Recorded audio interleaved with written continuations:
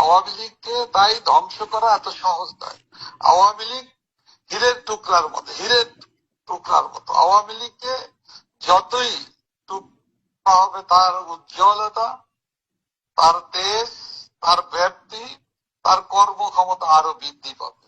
গণতান্ত্রিক দল হিসেবে আগামী নির্বাচনগুলোতে আমরা অংশগ্রহণ করব এবং আমাদেরকে যদি কেউ জোর করে, জুলুম করে, অন্যায় করে, শক্তি প্রয়োগ করে রাষ্ট্রীয় ক্ষমতাকে অপব্যবহার করে এখন যেটা চলছে বাংলাদেশে, এটা যদি অব্যাহত রাখে, এর বিরুদ্ধে রাজনৈতিক দল হিসেবে আওয়ামী লীগের নেতা কর্মীরা সময় সুযোগ মতো অবশ্যই জনস্বার্থে, দেশের স্বার্থে আমরা আন্দোলন করব।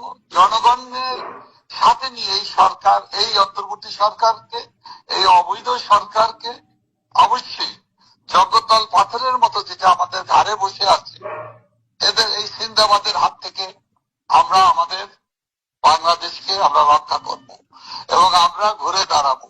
আমরা বিশ্বাস করি বাংলাদেশের